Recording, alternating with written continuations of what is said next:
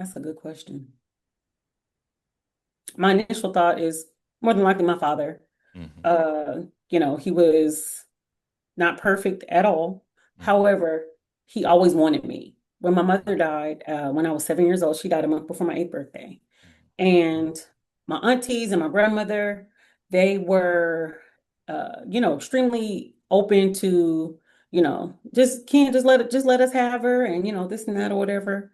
But he had enough foresight and he had been around them long enough to know that they were extremely toxic. They loved me, but they were toxic. Yeah, So he was like, yeah, you can spend as yeah. much time as you want, you can spend plenty of nights over there, etc. But you are my child. You Mhm, live with me. Never budged on that. mhm, And that sense of belonging has always stayed with me because I understood that I belonged to someone. mhm, And it resonated in, romantic relationships and friendships, etc. That no matter how much rejection I felt in other spaces, I always belonged somewhere.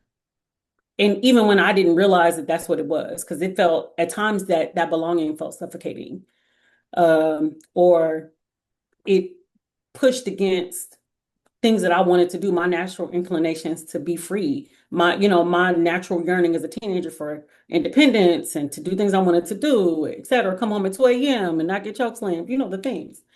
But I would say that he was overall the largest influence on me because, he was the first man to tell me I was beautiful.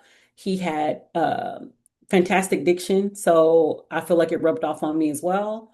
Um, he was very dedicated, very consistent, steadfast, was okay with the work being hard as long as it got done because he knew that it was a better life that he was creating for me and the rest of our family. So he was the strongest influence. I would say I learned the most from him. Add a little sugar, honeysuckle, a great big expression of happiness. Boy, you couldn't miss with a dozen roses. Such would astound you. The joy of children laughing around you. These are the makings of you. It is true. The makings of you. These are the makings of you.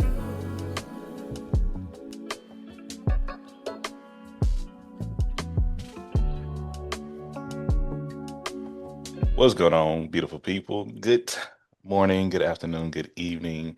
Welcome to Everything Culture. It has been forever. It's been such a long time. And I'm happy to share and bring back the segment that we hold so near and dear to our hearts, the makings of you.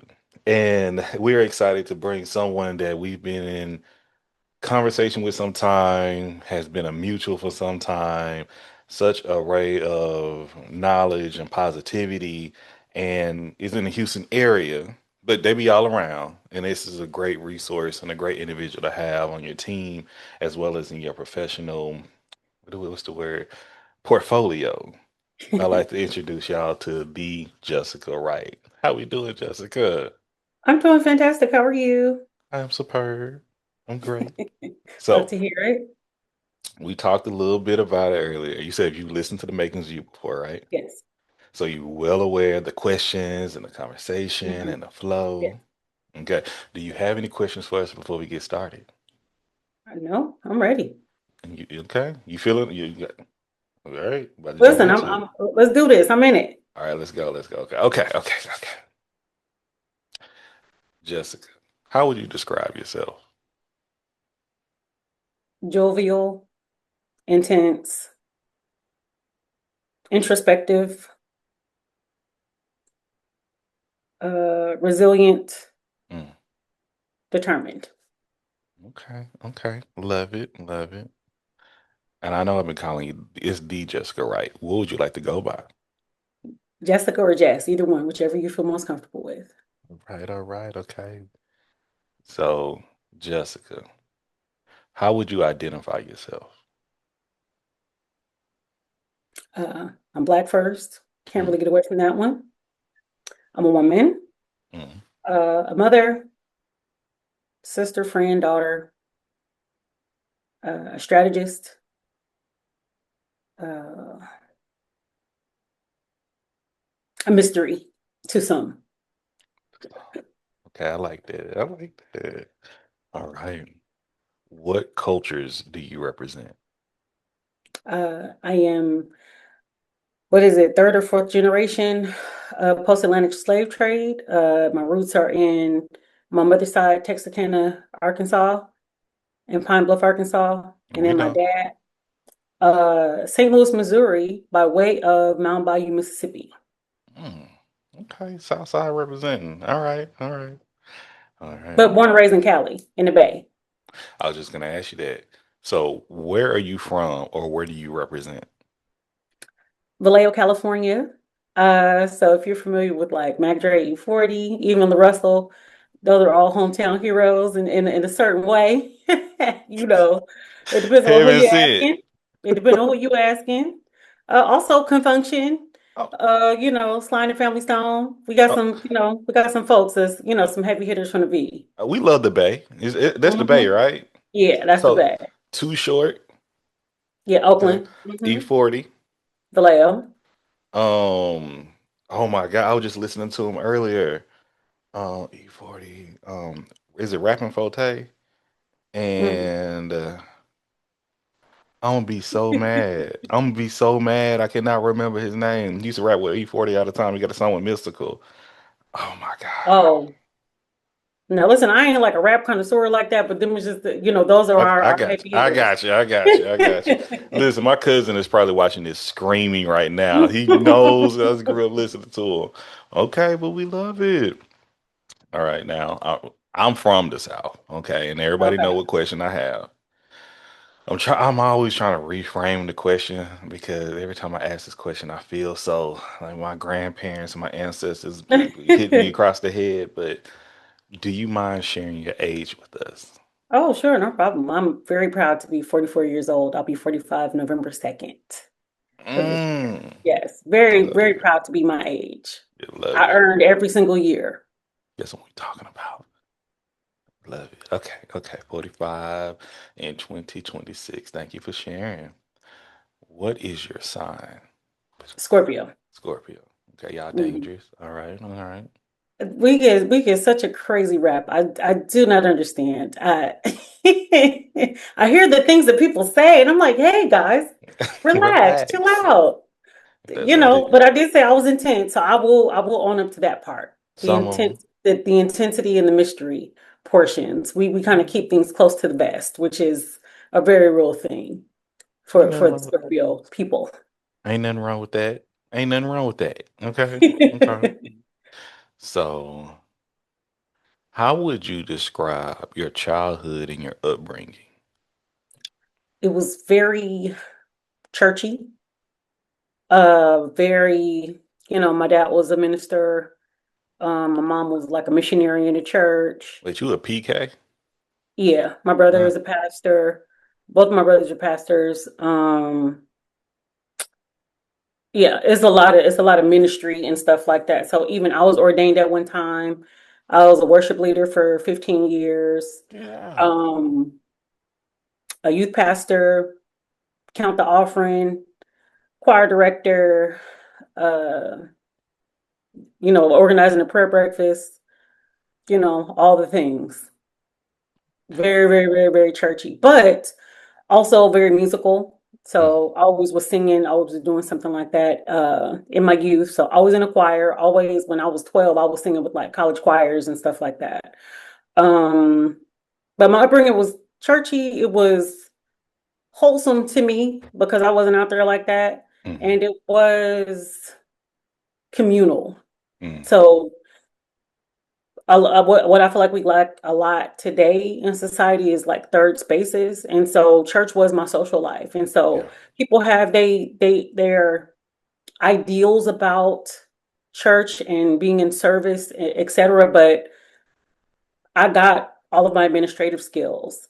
I learned how to be a public speaker. I learned how to navigate social situations. I learned how to uh, problem solve Mm, in real time, how to hold my demeanor in certain tense situations, etc., how to respect my elders. It's mm, all those things. It's multi-layered, but I learned all those things by having that third space that existed. That was my summer camp.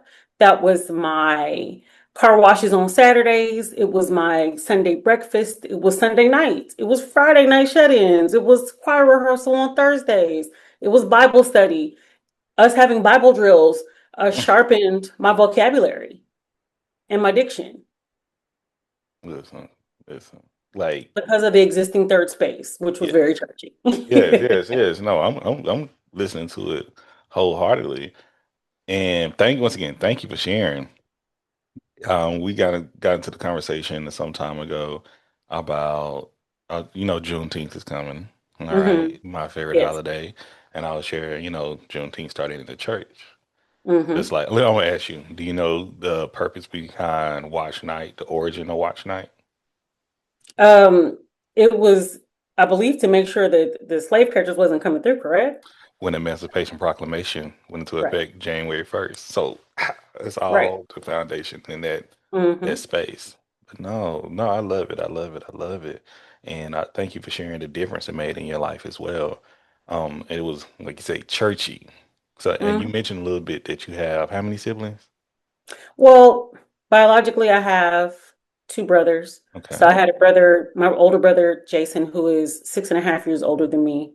And then Hmm. I had a brother, Justin, that was I was born in 81. He was born in 80, but he passed away from SIDS at six Mm, weeks. And condolences. then, so this is from Ken and Linda, my mom and daddy. Yeah. Uh, and so then my father married, and then he had three stepchildren. So I had a stepbrother and then two stepsisters, and then one of my youngest stepsister had another brother who was her half brother, and they were like project twins, so they was like 3 months apart. So he was our brother too. Listen, you know how it goes. Hey, Like, I listen, know if that's exactly your how it brother. is. That's my brother too. So we was all brothers and sisters. So that Kinfolk. would, and then my dad from his first marriage, he had an older sister who's 6.5 years older than my oldest brother. So however many that is, all them people. I'm putting together the family connection map in my head. It's a The lot because it's like you start explaining it, you're like, what? I got a brother, but technically I got a whole bunch of people. Got you. Got you. So, where I know you said your mother was a missionary, your dad was a Mhm. minister, but what were some of the other roles of your parents in the household?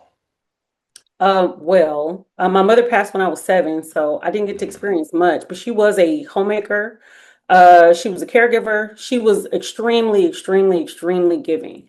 yeah. So she would do things like on Saturdays, we would go to convalescent homes, people that lost limbs. She would go and massage their limbs. Wow. She would just dedicate a lot of time to community service and work. And so when she wasn't doing that, she was caring for her mother. And when she wasn't doing that, we always had a house full of extra kids Yeah. because it was just me and my older brother, Jason. We always had at least 4 or 5 cousins that were living with us or spending the summer with us. So how everybody go to the country, in the country, they come, they go spend time in the country for 3 months. Mm-hmm. Our cousins would be at our house. We always had a house full of children. And then my dad was the disciplinarian, big booming voice, but also loved R&B. My Mm. grandma used to say he wasn't saved because he was watching Video Soul, and he was like, she need to mind her business because she don't pay none of my bills. And so, as much as we loved, the Mighty Clouds and everybody else, Mighty Mm-hmm. Clouds of Joy and all them other folks, we also loved Marvin Gaye and Mm. Al Green and Stevie Wonder and the Temptations and the Jackson Five and my dad had a record player and Mm. Anita Baker. My dad had a deep, deep, deep love for Anita Baker. Don't we all? Some Yeah. says, don't we all? Is it, what was the guy of the show he had? It was on BET. Was it Midnight Soul? Was that the name of it? Video Soul with Video Donnie Soul. Simpson. Donnie Hmm. Simpson. Listen, And I was then talking. Midnight Love was the R&B videos that came on late at night. Oh, okay, okay. Hmm. One of my very loved ones in my life, I was young watching that, Hmm. and she was one of the, like, you liked him. he was just high all the time. I'm like, what? He He goes, was. hi. Man, listen, go back and watch some old videos. I'm Like gonna have to, not Donnie Simpson. you look, that's why I said not Elvis, man. You go He had back the and look. pretty eyes and he just be like, hello. And he was so smooth, Oh yeah. Oh I yeah. never noticed, but I was also a child watching this stuff. This was the 90s. Exactly. If you go back and watch So some I stuff probably now, couldn't tell. you be like, man, everybody was out there. But long story short, no, thank you, thank you, thank you, thank you, thank you.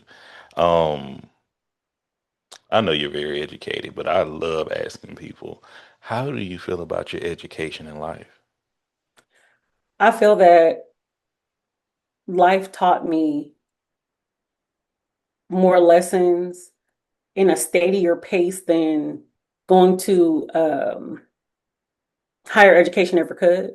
Mm, Uh, because I didn't get my education until later, hmm the world was literally my oyster, and it forced me to be far more tenacious and scrappy than I probably would have been if I had gone to college at 18 or 19. mm, I wouldn't have fought for certain things. I wouldn't have made sure that I learned certain things. Um, some of my biggest teachers were my failures, hmm were things where I didn't win, where I didn't triumph, where I was like, I might not make it out of this. I don't know if I will. And those things taught me that once I actually made it through them, that I probably was far stronger than I ever thought I could be. Because I'm like, I always thought of myself as Ken and Linda's baby girl, or mm, Jason's little sister, or Mrs. Martin's granddaughter. I yeah, didn't see myself as Jessica, as the strong woman, because I was always able to kind of hide behind somebody's skirt tail. mm, And like your grandma said, you keep on living. That's what my grandma's always said, you keep on living. And as I've lived, I have learned so much about myself in regards to, again, how to navigate hard things, how to do hard things. I can do hard things, I can do difficult things, I can do challenging things. Um, and one revelation, one big thing that I've learned is that my words have outrageous power. And I didn't always believe that, but that was a lesson that I had to learn because I was in certain situations and I would find myself in my flow state and I'm just talking, you feeling yourself, you start talking your best or whatever, you saying your little things. And then I was like, wait a minute, these things are actually happening. And mm, so I had to, first of all, watch my mouth. And then I had to realize that I actually do what I say I'm going to do. I yes, actually, you know, meet goals, exceed goals. Um, and don't tell me that I can't, because that's when I'm really about to show out. yeah. I'm about to get it done. Like I'm about to do it with a little extra. I'm gonna put a little sauce on it. I'm gonna put a little thing. So, a little sprinkle. Yeah. But yeah, so I've gained my education through the struggles, through the challenges, and then also through the victories, like being able to actually see things that I thought wouldn't be possible manifest. Examples of this would be me moving out of California. I had never really, I had gone to Mississippi and I'd gone to St. Louis. And I was like, I'd really like to live in Georgia. Mm, I had only been to the airport for a layover, never even went out the airport. And I was like, I want to live in Georgia. Made a decision, it happened. And I lived in Georgia for 5 years. wow. I knew I had an expiration date for Georgia. I knew it was it was a conversation between me and God though. And I was like, Right. listen, and he was like, hey, you got 5 years. If nothing extraordinary happens, you need to go ahead and move on. And I was like stressed out and like, oh, what should I do? What should I do? And I'm like, where should I go? And he was like, where you want to go? And I said, I want to go to Houston. Literally, a job lined up. I made 15K Mm, randomly. Things just start opening up. The apartment that I wanted to live in got approved for it immediately. Made 2 trips out here, and then I was moving to Georgia. 5 years and 3 months. I mean, I was welcome. moving to Houston. I moved to Texas, excuse Yeah, me. yeah. And Welcome to so Texas. Texas, yes, listen. So now it's been 3 years. So 8 years out of Cali. And people are like, why would you leave California? First of all, California is expensive. But Yes, also, facts. sometimes you can't grow where you were born. Sometimes you need to be able to spread your wings. So that might be the next town over. Sometimes it might be across the country. And I had to keep myself open to that, to allow myself to be stretched, to be challenged, in ways that I hadn't before, and away from people that knew me, knew Jess. Yeah, yeah. You got to spread them wings per se. Hmm. So, how you feeling about Texas so far? 3 years I in. love Texas. Texas Oh, was one of the best decisions of my life. let me tell you I, something. I truly love Texas, and it's been so fortifying. It's good. Like I've met amazing people like yourself. I've been able to navigate certain rooms, and doors have opened, and things that were a challenge in other places just fall at my feet here. Mhm. And that's just another indicator to me that of the alignment that I have being in this place. Love it, love it. I'm trying to think, did we meet each other virtually via when I was in Seattle? 'Cause I think I moved back to Texas 3 years ago too. I can't believe it's already been 3 years. And Listen, I'm still getting adjusted back to this heat. I was raised in this, and I was like, how was I brought up in this? But but Seattle is gloomy and raining and it's different. I could be wearing a sweater right now, but that's another conversation. So, shout out to Texas, South Sea for Leah. Something that is you kind of mentioned earlier, coming from the education and your upbringing. And that's Mhm. something I always look, you talk about being responsible and having failures and having successes. What was your first sense of responsibility? Oh, when I was 10 years old, my father married my stepmother, Mm, and one of my stepsisters had was developmentally disabled mm, or autism, but yeah, severe. We had different terms for that back in the day, and we did. you know, and so she had maybe the understanding of maybe like a 5 year old, Hmm. and so I come home.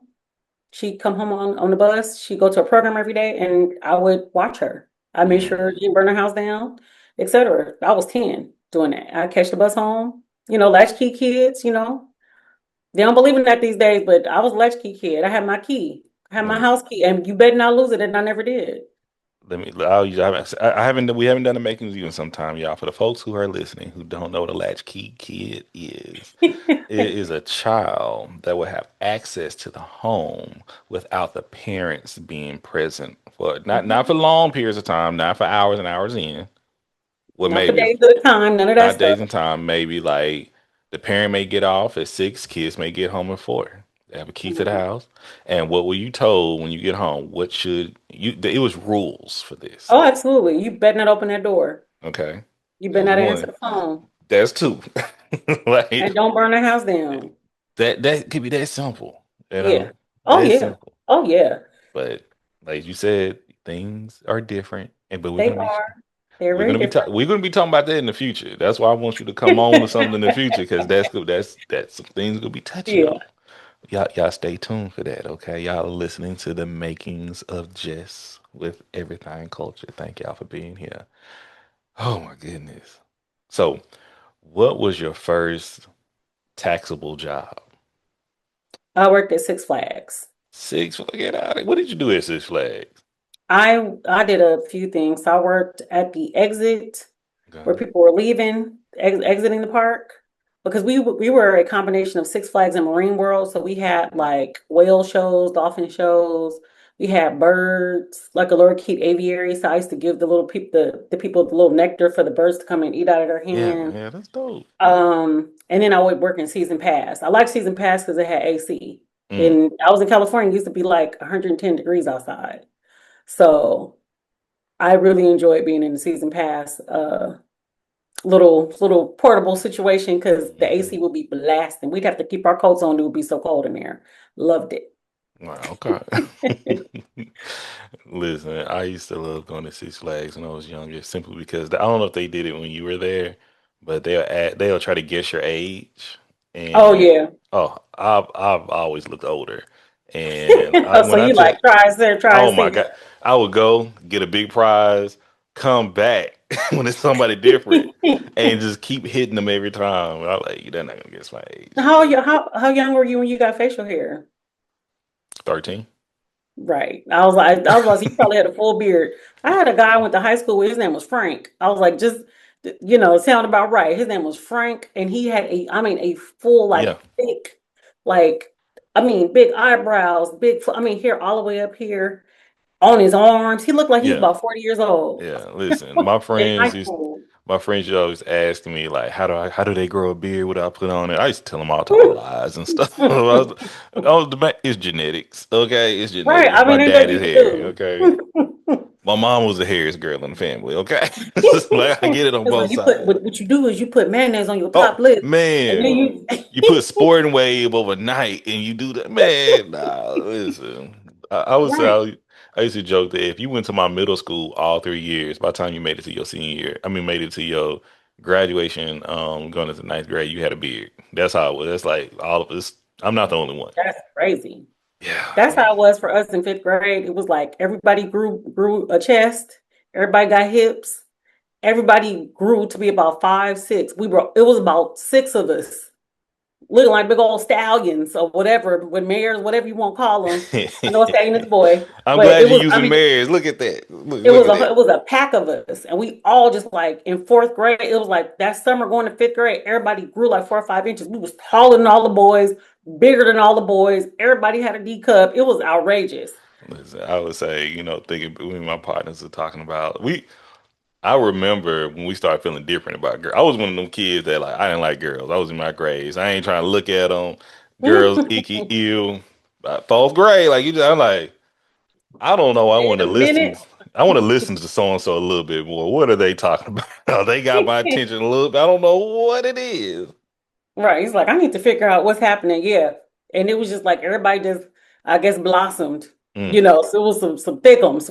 I mean, it's in the we were water. just we were towering over these boys. And then like by eighth grade, everybody kind of shot up and was like, they But start getting tall, and I'm like, what is happening? Because that we spurt. look like grown women. And man, see that's a whole nother conversation. Like when we Yeah, have to make that's sure a crazy line. Now that's protect the crazy. children, okay? Absolutely, Because 100%, 100%. Because my face it's was still a baby face, so you and people knew what it was. same thing. People now, if I shave let my wife always say she don't care.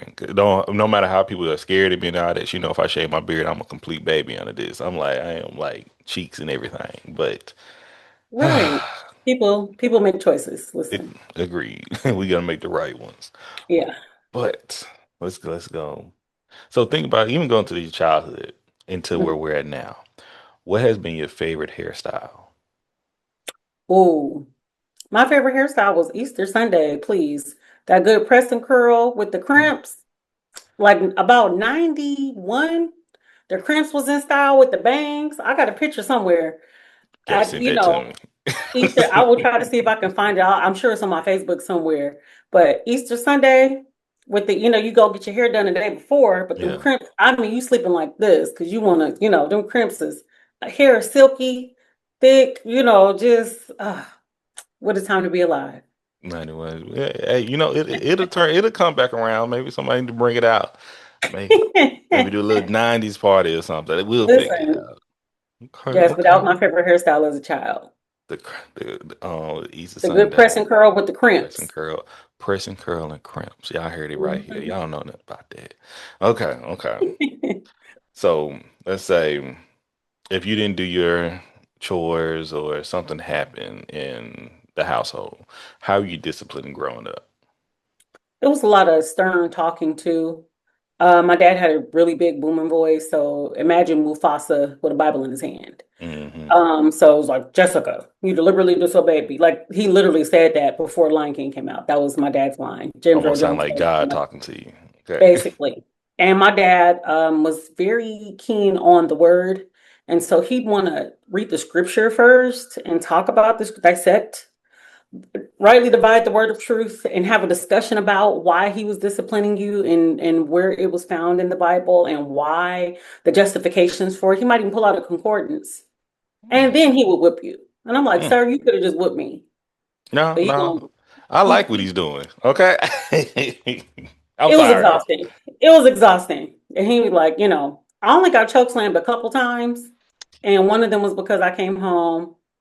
Because my dad was big. He was a big man. So he was a thickums. He was a large guy, very strong. And so, he had big hands and he had big old yeah, exactly. He had big old forearms. And he let me go to the homecoming game. I wasn't allowed to go to football games. I wasn't allowed to go to dances. You had None of that. the one And time you had it, the one he let time. me go to the homecoming game. We was just at Denny's. I was with my brothers and my cousin at Denny's, literally 10 minutes away from the house, but I had a little too much dip on my chip and came home. And my daddy was a big dark skinned man sitting in the dark. I walk in the house. All I feel is a hand around my throat. I said, my God, I'm about to die. And it was a rough night. Anyway, I made it. We do not condone these experiences is This not was this was connected this or was more related than to 30 years ago, everything culture. everyone. This is a You different know, time and Henry Wright age. has gone on to glory. So he can't be prosecuted. But But listen, I did get choke slammed. It was whew, a different time. listen, we once again, this is the makings of Jess with Listen, everything it culture. definitely made me realize that I shouldn't come home at 2 a.m. So, No, I absolutely understand. We all got some type of story. Let me tell you that. yeah. And I wasn't the daredevil. My sister and my brother, the one that lived in the house my sister was 2 years older than me. My brother was 6.5 years older than me. They were the ones that were cutting up. I would just be sitting there watching them. You know how Miss Healy sitting there with Hmm. watching everything happen, watching Mr. Cook. That would be them. I'd be sitting there watching them cut up. I You ain't gonna probably say I'll let them tell their own stories, but they would be cutting up. I can't say on camera what they was doing, but it yeah. was a lot. And Yeah. I'd be like, y'all are wild. So I really was not the one to be in trouble because I like I don't like being yelled at. I don't like being hit. I don't none of that.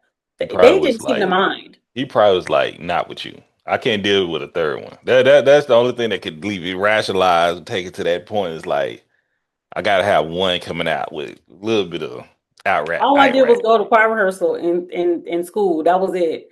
I didn't do anything else. Mm. And it was a lot. My dad was strict. Well, thankfully we got you here today. Yeah. Yeah. Right. Listen, it set a standard. It made me, it helped me to be set up for certain things, but also, it was rough when you're a teenager. You like, I just want to go to the park or I just want to, and he'd be like, nah, stay at home. You don't need to be out every day. I'm like, what you mean? Like, what? It's summer. He's like, you don't need to be outside every day. I'm like, sir. Is you like being raised by my auntie when I got to her, she was like, you have to go outside, get outside. I used to be an inside play video games kid. So Mm, I started to be outside and I started being outside every day. That hmm switched up. Nah, you need to be inside now. I'm like, which one is it? Is it And I Uchihabara? Is think it my they just mic? do it to challenge you, to kind of prune you in a Oh way yeah. for development, but it don't feel good at the time. It does not feel good. You feel frustrated. You're like, you stifling me. You don't want me to be a person. You don't want me to, it was a lot. That, you know, it's hard to trust the process sometimes, but we understand. And you young, you're a teenager. It's like you don't know what you're talking about. Because if I start telling stories, we ain't doing that Listen. here. We ain't doing that tonight. Okay. So, who has been the biggest influence in your life? Mm. Ooh, that's a good question. My initial thought is more than likely my father. Hmm. He was not perfect at all. Hmm. However, he always wanted me. When my mother died, when I was 7 years old, she died a month before my eighth birthday. And my aunties and my grandmother, they were, extremely open to, just can't just let us have her, and this and that or whatever. But he had enough foresight, and he had been around them long enough to know that they were extremely toxic. They loved me, but they were toxic, Yeah, So he was like, yeah, "You can spend as yeah. much time as you want. You can spend plenty of nights over there, etc. But you are my child. You Mhm, live with me." Never budged on that, mhm, and that sense of belonging has always stayed with me because I understood that I belonged to someone, mhm, and it resonated in romantic relationships and friendships, etc. That no matter how much rejection I felt in other spaces, I always belonged somewhere. And even when I didn't realize that that's what it was, because it felt at times that belonging felt suffocating, or it pushed against things that I wanted to do, my natural inclinations to be free, my natural yearning as a teenager for independence and to do things I wanted to do, et cetera, come home at 2 a.m. and not get choke slammed, the things.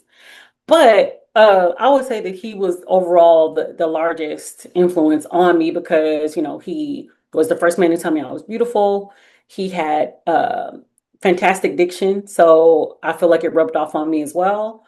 Um, he was very dedicated, very consistent, steadfast, was okay with the work being hard as long as it got done because he knew that it was a better life that he was creating for me and the rest of our family. So he was the strongest influence. I would say I learned the most from him, good and bad. Love it. Shout out to Pops, man. You know, I definitely have to share that for Father's Day coming up. Yeah, thank you for Oh, that. Thank you. That's beautiful. Oh man. So, Jess, do mhm. you mind sharing a book recommendation, a movie recommendation, and a television series recommendation for the Oh, people? absolutely. So a book recommendation, something that has been pivotal in my life is The Year of Yes by Shonda Rhimes. The year of Um, yes. And that book was pivotal for me because it helped me to be able to adjust my mindset to be able to say yes to leave California because I knew I was frustrated. I knew I couldn't take the life that I was living much longer. So, to give you some background, I was during that time 200 pounds heavier. I was working 3 and 4 jobs and still not making ends meet. I was dying spiritually. I was dying mentally and emotionally and physically, probably because I had diabetes, high blood pressure, all these things happening. And I was just like, I'm not gonna make it. I'm Hmm. not gonna make it. And I love Grey's Anatomy, and I loved anything, and I love TGIT. So thank God it's Thursdays on ABC, and so I will watch Grey's Anatomy, How to Get Away with Murder, and Scandal on Thursday nights. And I'm like, Yeah. Shonda Rhimes is an amazing writer, and I'm like, I respected her. And so when she wrote a book, I was like, oh shoot, like this is the easy win. And so I not only read the book, but I listened to the audiobook and heard her say, speak the words, and I would just, drive Uber. I was driving Uber, Lyft, singing background, doing project management, and any other odd jobs that I could, and Mhm. still had to borrow money every month. Mhm.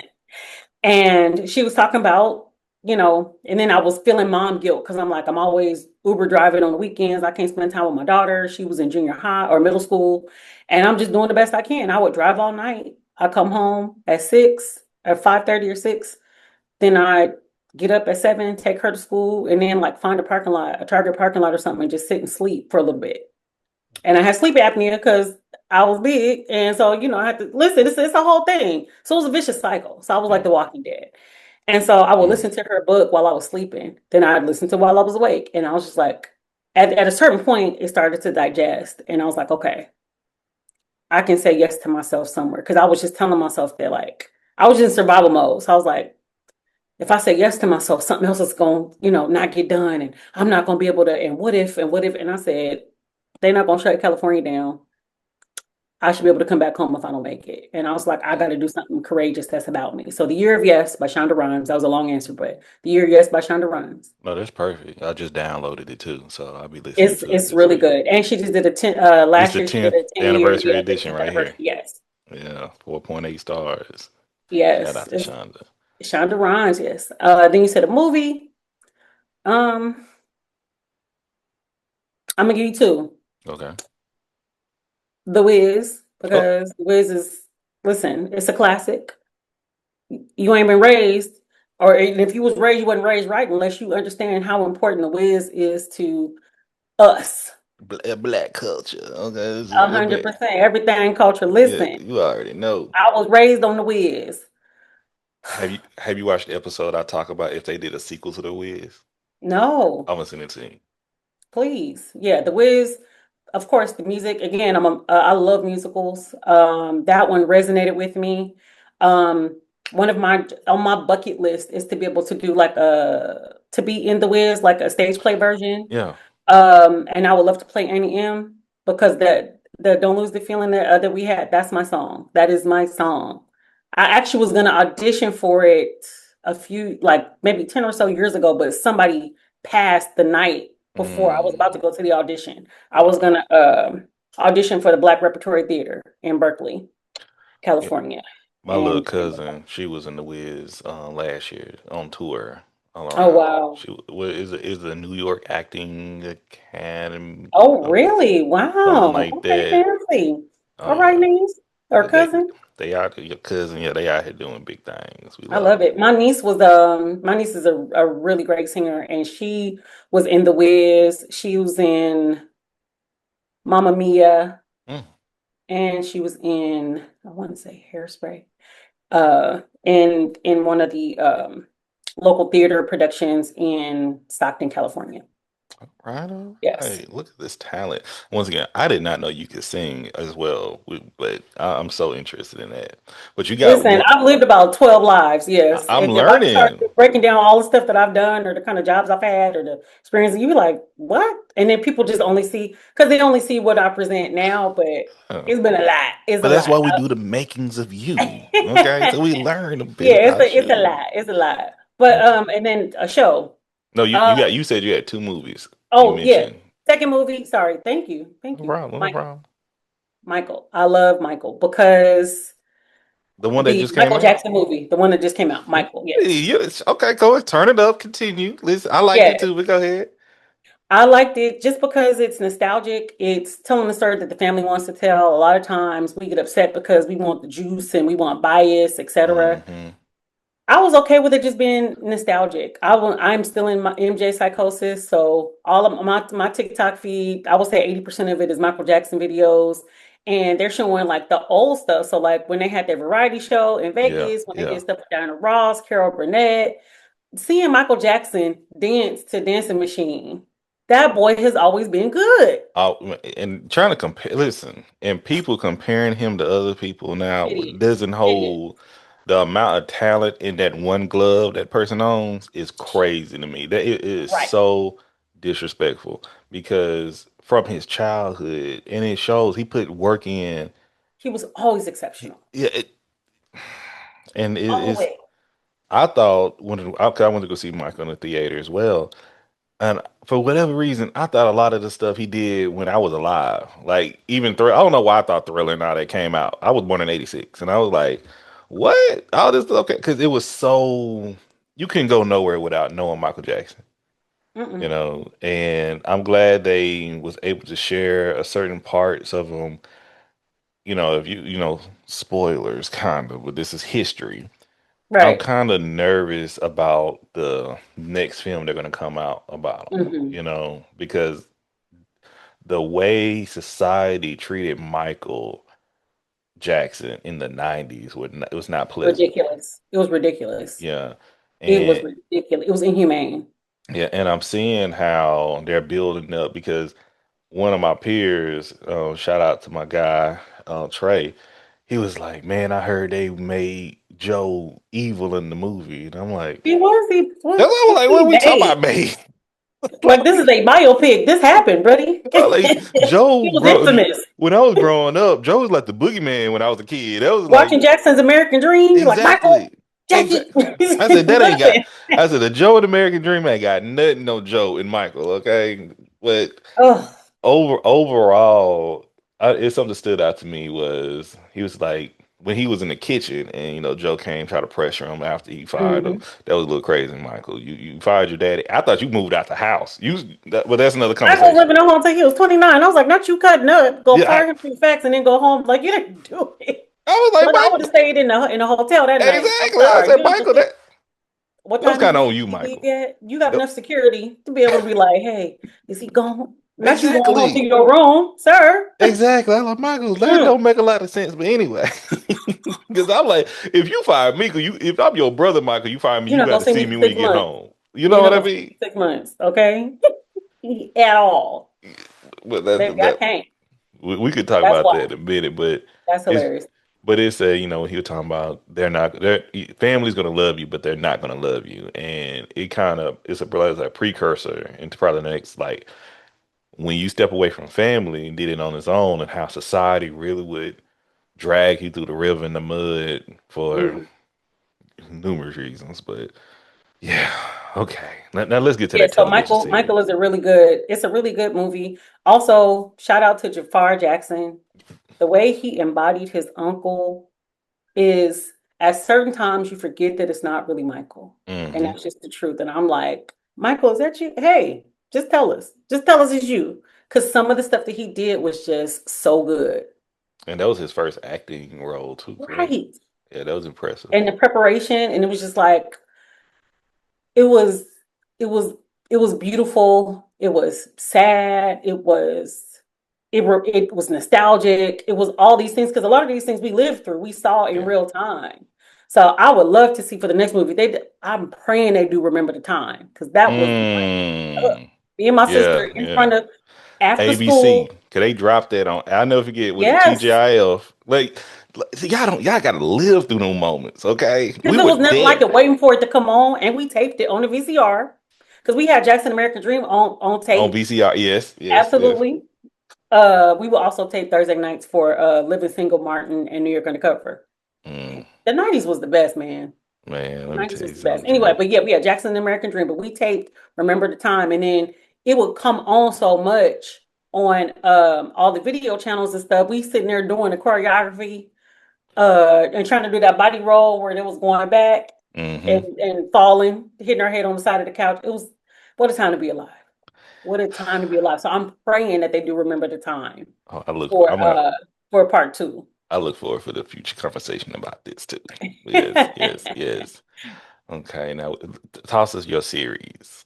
Okay, I love mockumentary style shows, so anything like that. So The Office, Parks and Recs, and Abbott Elementary. Abbott Elementary is my like if it's not The Office, it's really Abbott Elementary. Love So it. funny, so many clippable moments, so many things you can just say and re-say. Just too funny. Yeah, I love anything like that. I'm not really a reality TV person. I'm not really a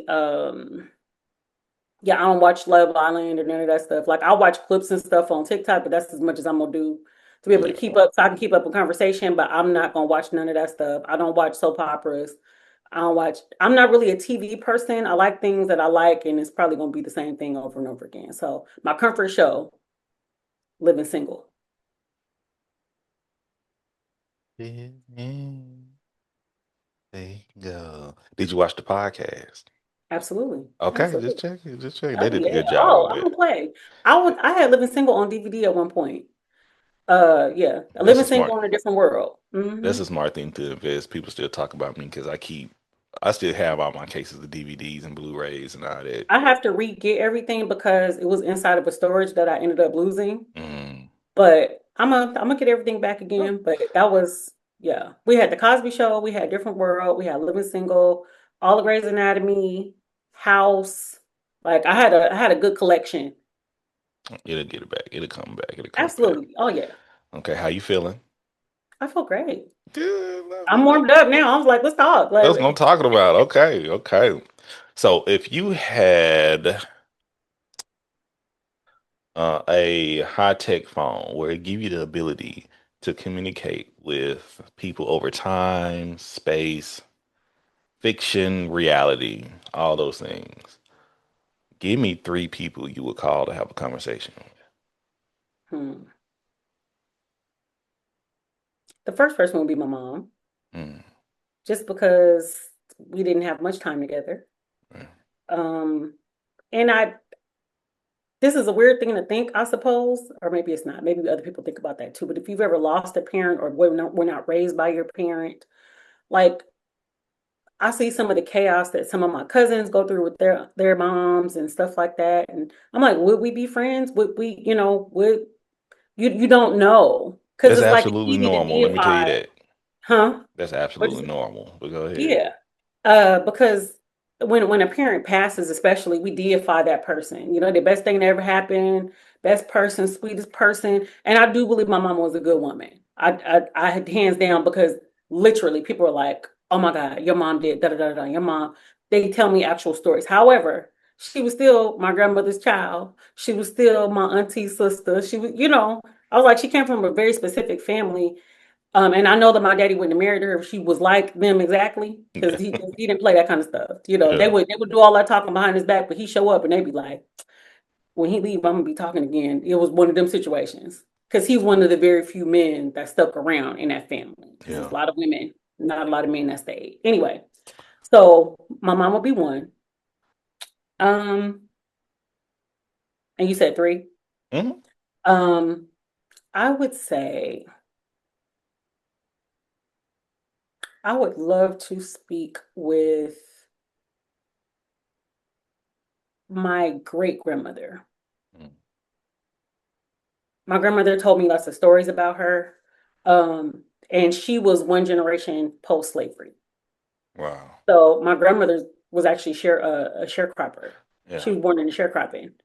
And so my grandma would tell me stories about that. She would tell her about slavery and stuff like that, and just trying to get insight on how to navigate those things. My grandma told me she would um, brush her teeth with tree bark and tar, and then rinse her mouth out in the river. They had an outhouse. Um, they used to make their own shoes. Uh, when a young lady got, your cycle, you were ready to be married. My Hmm. grandmother was married at 12 and had two children by 15. So if you listen to my TED talk, for people that don't know, I did my first TEDx for Houston Third Ward this past January 2026.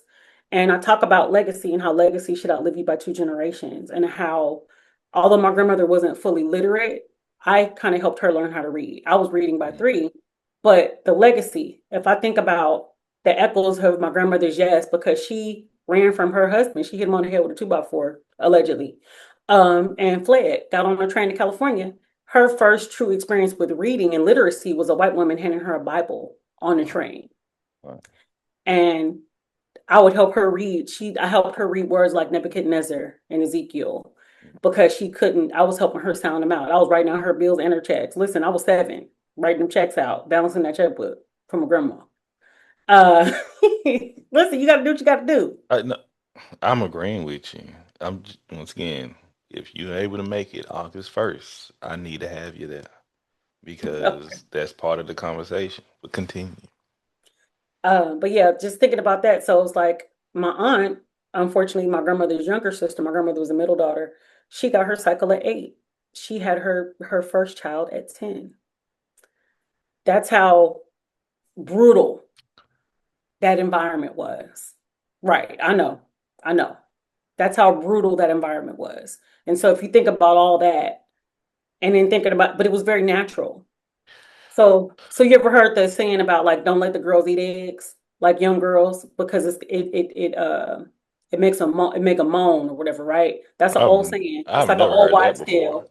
But what happened is that they would feed the chickens with extra hormones. The women would go through and feed the chickens extra hormones in their feed, and it would make them lay eggs. And so if you ate the eggs, they felt like it would push your It would hormones translate. further. Yeah, Yeah. And and so that it would make, translate. it make you develop early, you make you, all of the extra stuff. And so the women in our family, develop early, and that was a part of it. And she had her first child at 10. They was able to hide it for a couple years. But, it was very similar to what you saw in The Color Color Purple. Purple. Oh, It's that's not, my favorite everything, right? You oh, read the book, really? correct? I read the book, I watched the movie, I watched the other movie. The book It's is a lot, just but it's an expanded story, but that was very true yes, to how absolutely. they lived. Yeah. My grandmother was like, when we would watch it, anytime it came, to come on TV all the time. And she was like, yeah, me and sister, we would be walking down the road. And she would start recounting memories of very similar situations and And being in scenarios. Mississippi too. Well, my grandma was in Arkansas. Arkansas, okay. Sister states, either way, Hmm. you know, Yeah. But basically the same thing. Yeah. you know.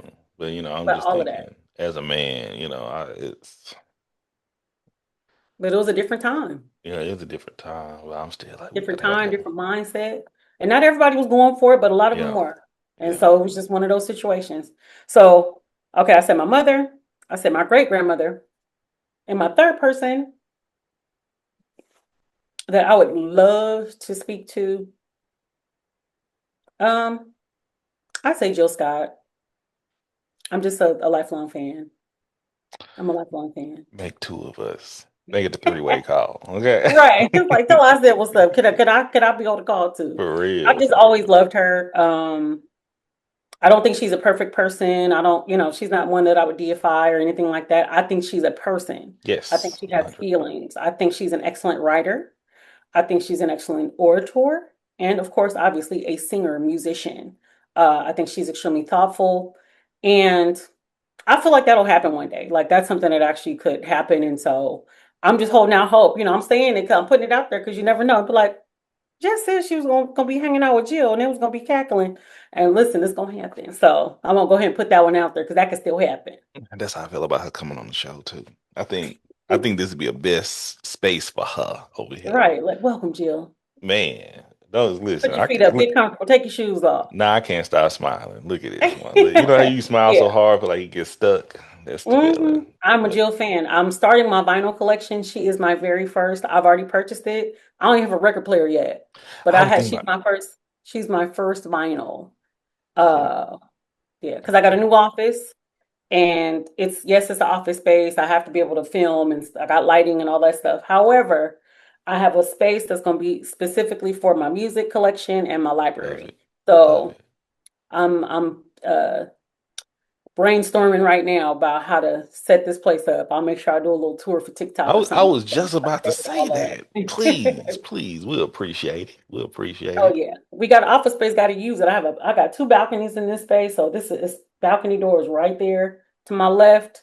Beautiful natural light, sun be shining through it at 6 a.m. Love it. So I'm gonna make good use of this space. I'm excited. Amazing, amazing. All right, let's jump to our next question. Mhm. What are your passions and how did you get into them? uh, my passions are food. I'm a foodie, but I was born a foodie. We some big people, so listen, like to eat. Listen, so I ain't big as I was, but I ain't skinny either. And I enjoy food, but my dad was a foodie. We were Yeah. always trying something new. He loved spicy food. He loved a good snack. Honestly, I'm a grazer. I could graze all day and not actually eat a real meal. Sometimes that is what I do. Don't worry Mm. about that part. But I have to make myself like eat food, but I love like just trying different things, having experiences. Like I like having an experience. I romanticize certain things, like making my cup of coffee in the morning. I make bone broth every morning. Mm. Um, and I put it in a pot. I bring it to a rolling boil. Yeah. Uh, I lightly, add in my collagen and my black pepper. I, throw in oregano, oil of oregano. And I romanticize those certain things because your life, how you live your life is based off of how you decide you want to live it. A lot of Yeah. times, and for many, many years, I was locked into a certain way of thinking, but that was because I was in survival mode still. Mm. And so healing from survival mode, healing from scarcity mindset, healing from those times where discipline saved my life, because it was necessary at a certain point. It Yeah. was for me to keep going, for me to keep trying, for me not to give up, for me not to jump off a bridge or run into a building with my car, all that. Yeah. Those things were necessary. And then now I've gotten to a place where that part of struggle, that part of frustration or feel like I'm like in limbo, those things are no longer true for me. So I Mm. have to function in my place of healing. So I enjoy food. I enjoy my place of dwelling. I enjoy watching my comfort shows, all those things. So I'm passionate about food and creating experiences for myself. And then I'm also passionate about helping people. And how do I help people? I help people through fundraising strategy and grant writing. That is work that feels like breathing to me. I work in public service, in my 9 to 5, but the work that is most important to me is fundraising strategy, grant writing, capacity building, and empowering people with information on how to not only get money, but to sustain money Mm. and sustain relationships so that they actually can access what they need to make sure that they can continue to do good work. Turn it up. Yes. Love it. Love it. I was just bragging about you earlier Oh, today, and I was like, the crazy thing, I'm interviewing her later today, and I was like, the thing is just educating people about nonprofits and fundraising and the need of it. And some people don't understand what other sides look like. I said that position right there is needed, and they need you because when they're going out communicating how to bring in the funds. The testimonies are needed. What does the work look like? The statistics work. Like, once again, I'm trying, I would educate people. Just because you don't know what other person does, don't judge. Don't think they're not doing right, anything. And you'd be right. surprised the type of impact they make and how with everything you're saying, I know about it, but I know I'm not good at it. So know your strength and work within Hmm. your strength. That's And like you important to know said, too. and your passion too. So thank you for what you're doing. You are Oh, needed. thank you. Absolutely. And the thing is that like what I always say to anybody that I'm speaking to is that a lot of times people get intimidated because they're like, well, we do the same thing, but nobody's me. I No, don't say have that. competition. I only have contemporaries. Yeah. Nobody is me. There's going to be something that I'm going to do that's going to change your mind about something very specific. It's going to make something click. It's going to open an idea. It's going to spark something that's going to change the trajectory of how you navigate your space. Hmm. And I walk in that. I understand that when I enter a room, the room rises to meet me. It's not the other way around. Mm. Say that. Say that. Thank you, Yeah. Jess. That's what we're talking Yeah, about. yeah. And so, but we have to function like that. A lot of times we come in and like this apologetic stance. Well, I don't know if I belong here, etc. Hey, I've been through enough to know that any place that I am, I'm supposed to be here. And And so that's you what have to act like it. You saying that's have why you out here doing TED Talks, okay? It's to. needed. That's your testimony. We appreciate it. Absolutely. Absolutely. Yes. Yeah. Yes. But yeah, I'm passionate about seeing people win. As a matter of fact, just secured another win, another 15K. Just got the verification about an hour and a half ago See, from a see, client. see, Hmm. blessings, blessings. Can't keep it going because Hmm. once again, thank you for being with us. Thank you for making time with us and being on the Absolutely. makings Of of course. I mean, yes. listen, we've been saying it for a minute, so I'm glad we actually got to do it. I know, and listen, when I tell you, and everything you just said right there, whew, we ain't talking about me. We talking about Jessica, okay? But coming back to Texas, it's been a journey, and Mhm. I'm so happy to pick back up with this craft and this skill of engaging with individuals, and I'm like, Mhm. I miss it. And once again, I said, Yeah, thank you for allowing me to dust this off and sharing yourself because so many things you're saying, people need to hear you. People need to learn more about you. And I got to the point, even on TikTok, it was like, man, people are saying things that I would say, so I let them do it. I don't need to do it. I can't think like that because I'm reaching people they're not reaching, and vice versa. absolutely. Some people Um, are only going to hear your voice. 100%. Yes. And that's how you have to function. And that was something again, removing the scarcity mindset. Again, thinking I'm not going to be enough. That's a scarcity mindset. Yeah. I'm not going to hit. There are people that are only going to hear what I have to say. Hmm. They're not Hmm. going to receive it from Becky. They're not going to receive it from John. Jessica is the person that they need to hear it from.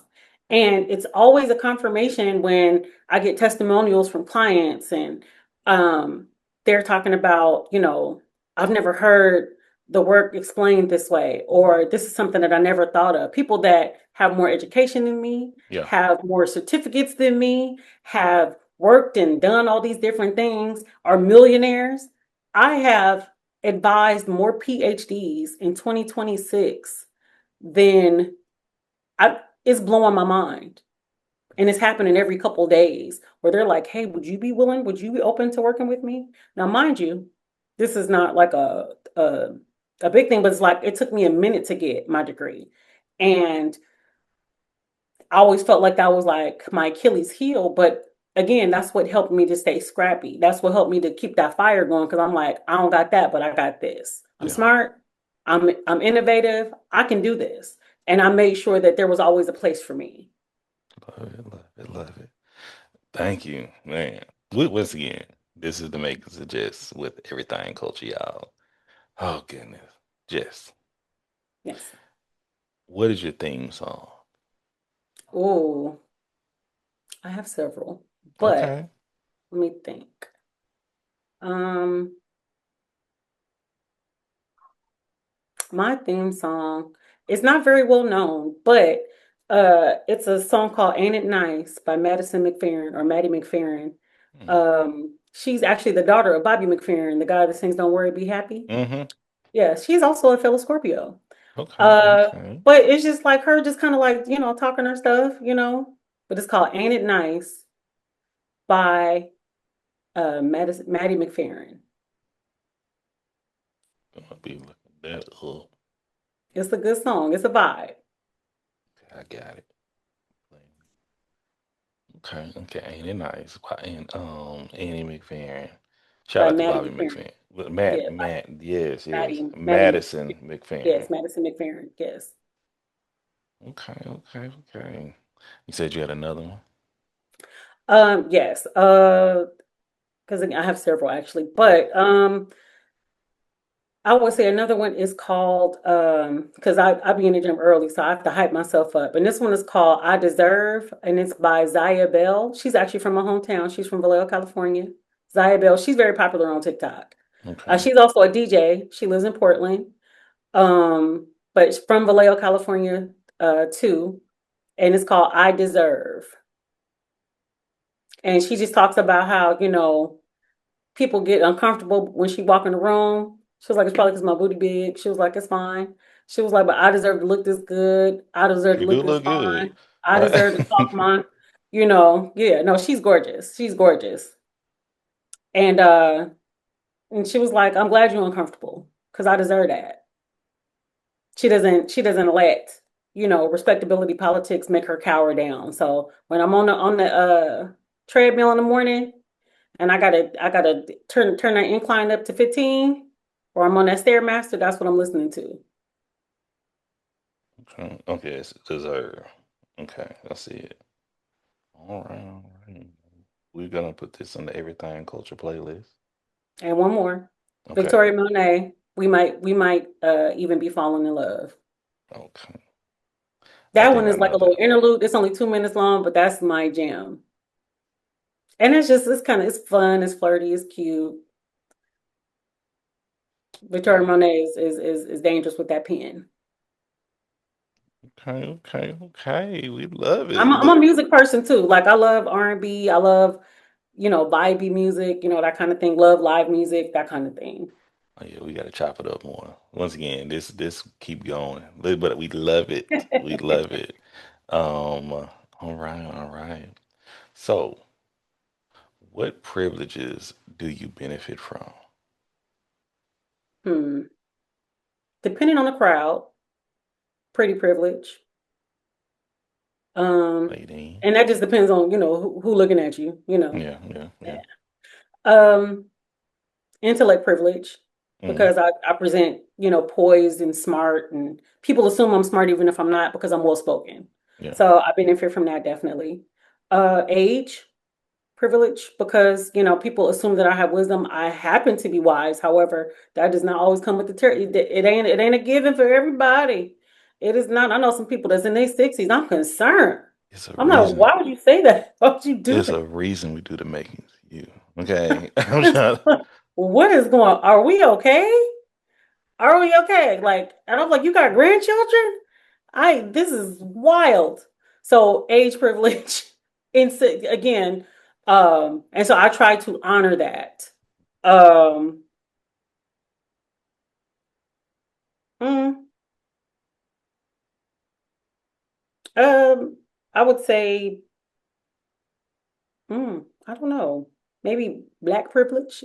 I know a lot of people don't consider it that, like, depending on, again, where you're asking, respectability politics, but certain intersections, Yeah, and again, in every lifetime, this is what I would choose. yeah. And I stand on that. I don't care what's going on. I, I, I love being black. I love it. I love it. I love being a woman. I love it. Let them It's know. something I own. Something I embody. Something I'm okay with. I enjoy my version of femininity. It's not, bows and, flowers and all that stuff. It's not even heels every day, but it's me enjoying the body that I have. It's me enjoying how I show up in the world. Um, I like my long nails, I all the was things. peeping them. I like them. The brown with the little I can fade. listen. I don't care what's going on. These nails and these feet is gonna be done. Okay, these nails and these feet is gonna be done. And more than likely, I'm gonna have braids Priorities. because I work out. But these nails and these feet, there's listen. If y'all can see this, if you watching, these are some talents. Okay, Y'all see the shimmer? Y'all peep the shimmer? listen. That's that cat eye. Listen, I'm gonna keep my nails are gonna be done almost always. Yeah. But that's just something I enjoy. Something that I like. Everybody don't like it. Ain't for you. That's okay. You ain't gotta wear them. I work. I listen. I lift in these everything. Really? Oh yeah. Okay, okay. Heard I just nobody. can't box because I can't fit in the gloves. Other than that, I do everything in the gym. Listen, right after this, I've been thinking, am I going to the gym after this recording? We gonna make it happen though. We've been good. Consistency is what we make. Yes. I Come make on, it happen. consistency. That's the biggest flex. Yeah, yeah, yeah. Okay, thank you, thank you, thank you. So, going to our next question. Hmm. What has been an impactful moment in your life? Mm. Mm. I would say an impactful moment in my life was the end of my marriage. I was Mm, married at 19 and I was divorced by the time I was 23. And I was a single parent basically immediately. Like by the time my daughter was 5 months old, I was a single parent. And that was impactful. Yes, of course it was painful. yeah, But things happen. It was more so about me. That was really me becoming an adult. yeah. That was really me That, cutting my teeth in life. I was like, this is, yes, my mama died and, I've had other things happen. I was like, but this is a different kind of hurt. This is a different kind of grief. And I had to be resilient in a way that I'd never had to before. yeah, I had to be independent in a way that I never had to before. I had to really grow up yeah, because I had a little baby that needed me. Like I couldn't just check out on her. I knew the pain of like not having a mom.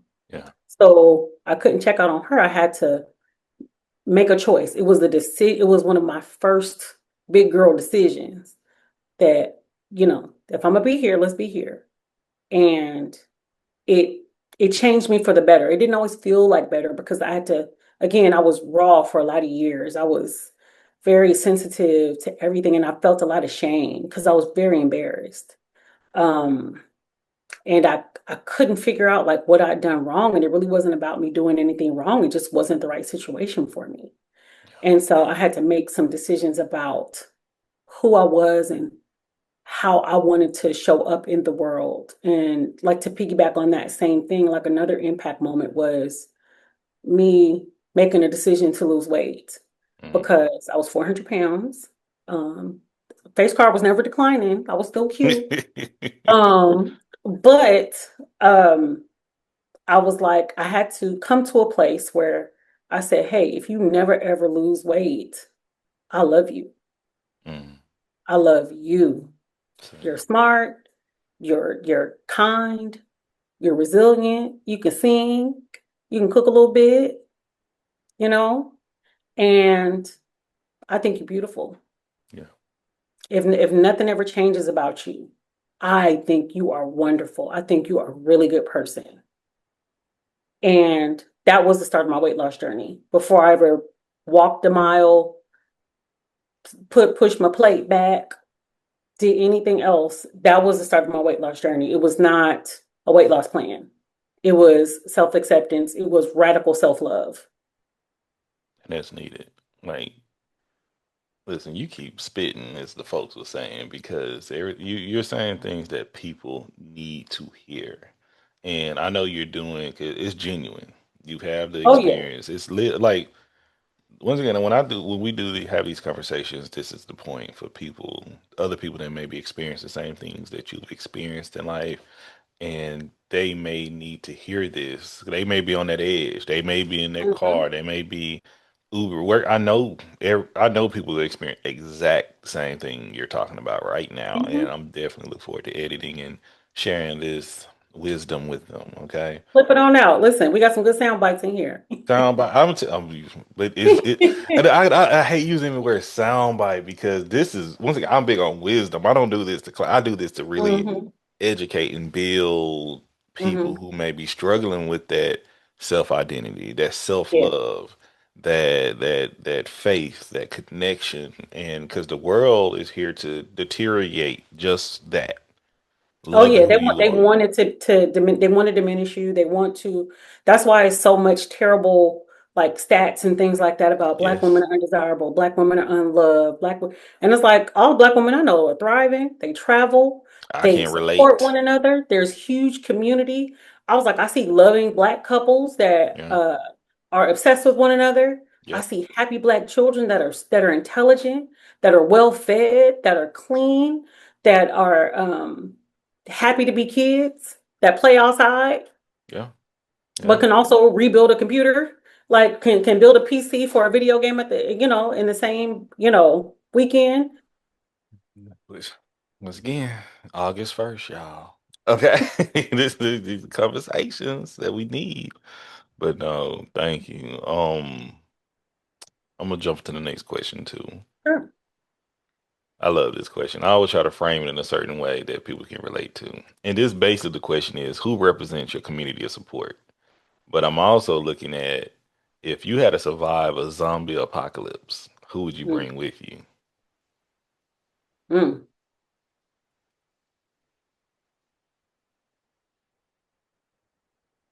I would say my best friend because he's really tactical.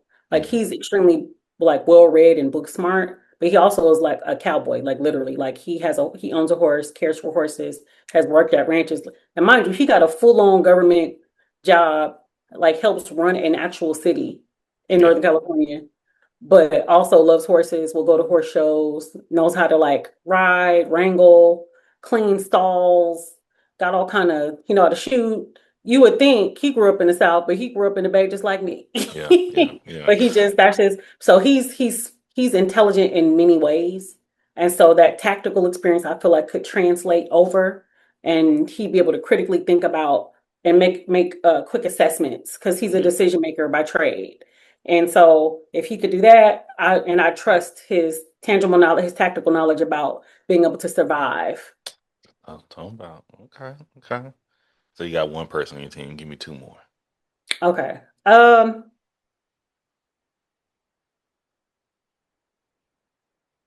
Hmm. I would say the pioneer woman, the little white lady that be cooking and them ugly dishes. With the red hair. Um she knows how to do things, a lot of things from scratch. Yeah. And so I trust her tactical knowledge in that way to make sure we Okay. eat. Okay. Okay. We finna She can make dovetail. some biscuits from scratch. She gonna use a cast iron skillet. Listen, that stuff my grandma did, so I can get with that, Yeah. right? Yeah. Yeah. Then I want somebody that's gonna keep me entertained, that's gonna make me laugh, that we can beat a drum, we can make a drum out of calf skin in a tree trunk and sing together. Let me see. I would say Layla Hathaway. Hmm. That's my girl. I just saw her a few weeks. I told you, remember I was telling you I was Yeah, about I to go to remember you saying that. that concert Baby was wanted to everything I go. needed it to be and more. But just somebody that, just to vibe with, hang out with, kiki. Okay. Okay. Okay. Love it. Now, the real question I have for this, I don't answer on the show yet because of reasons, but you be commenting on it be my friends only post when I said you Hmm. had to survive something else. That's really what I'm gonna be asking folks. We but that's for another time. But so one of my favorite questions. If you had to create a biopic, you're able to direct your own biopic. Hmm. Who would you have play you, and who would you have direct, like co-directed with you? and what Mhm. network would it come on, and what would it be rated? Okay.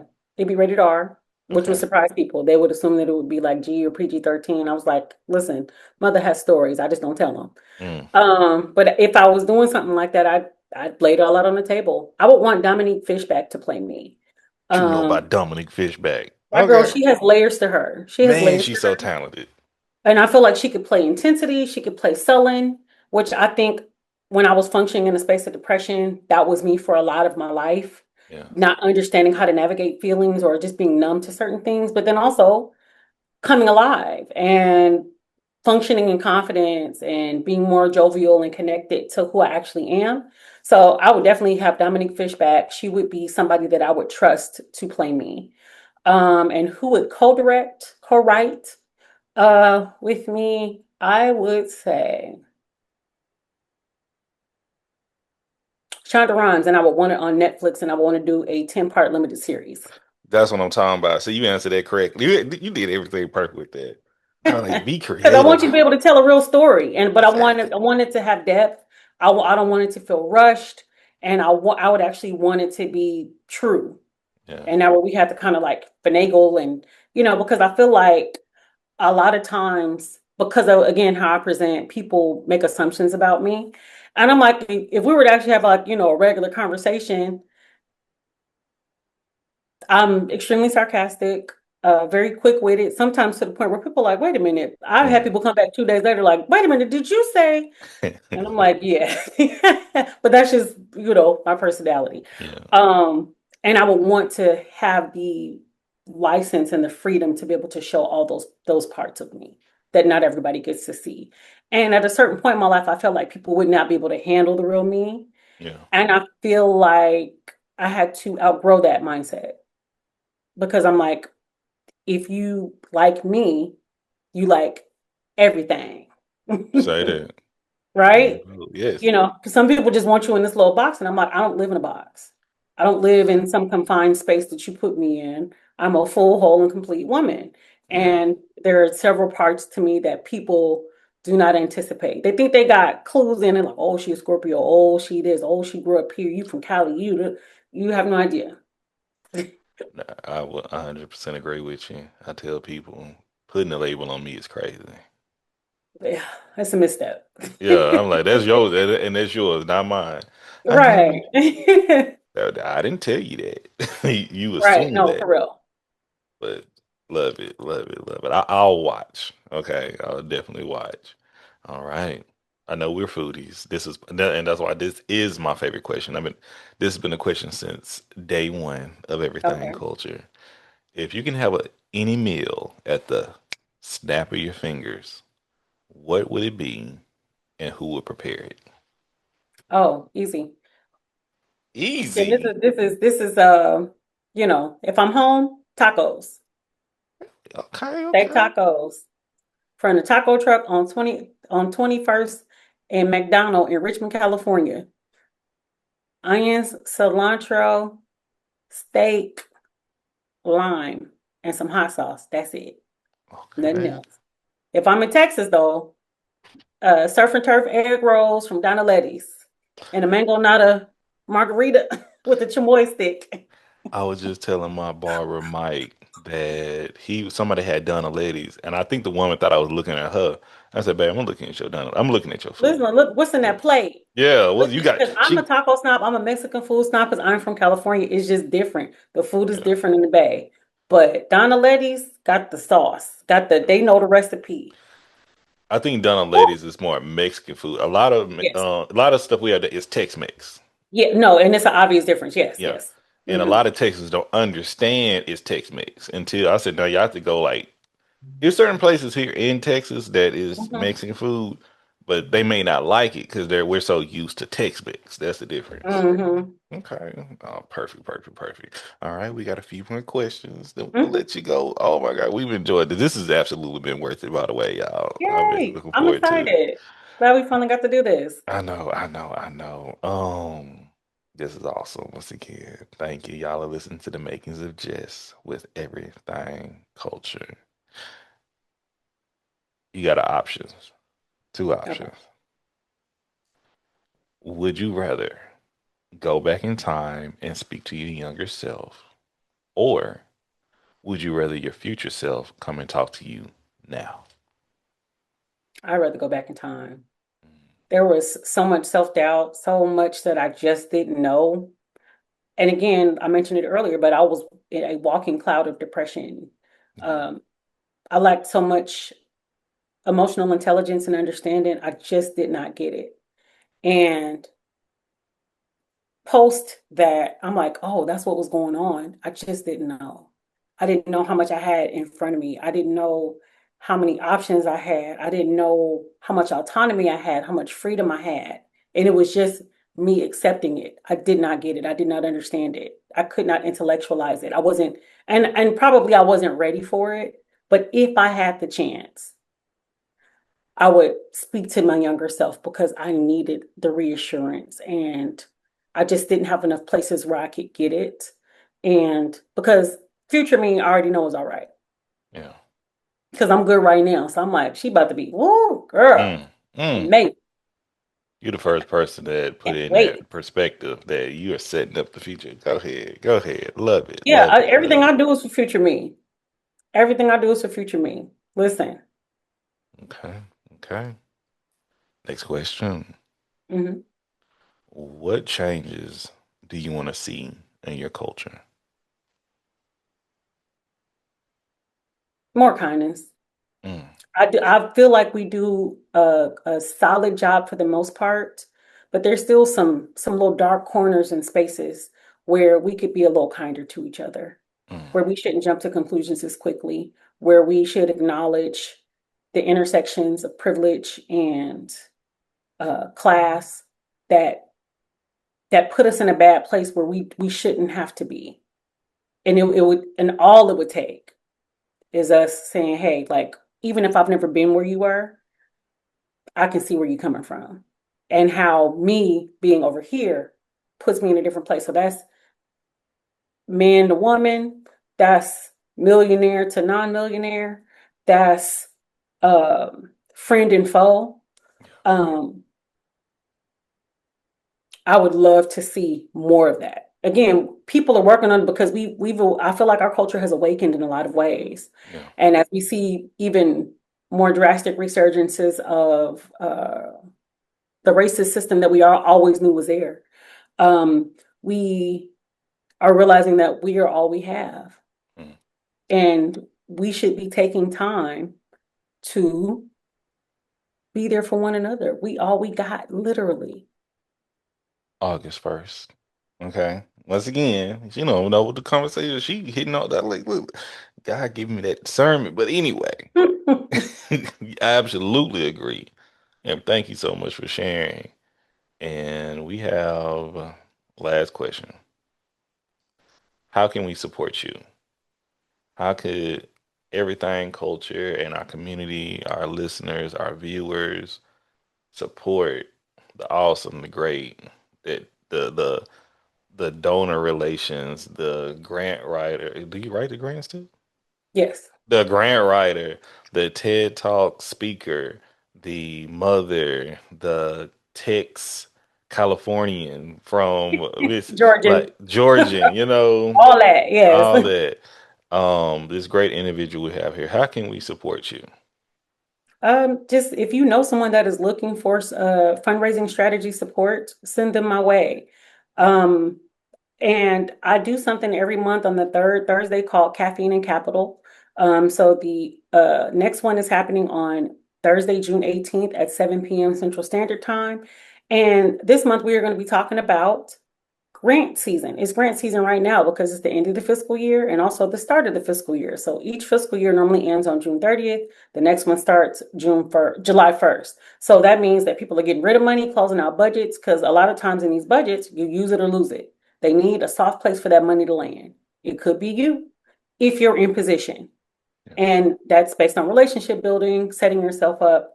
I do host strategy sessions where I give you a fundraising strategy for the next 2 years. That is a package that I offer for $900.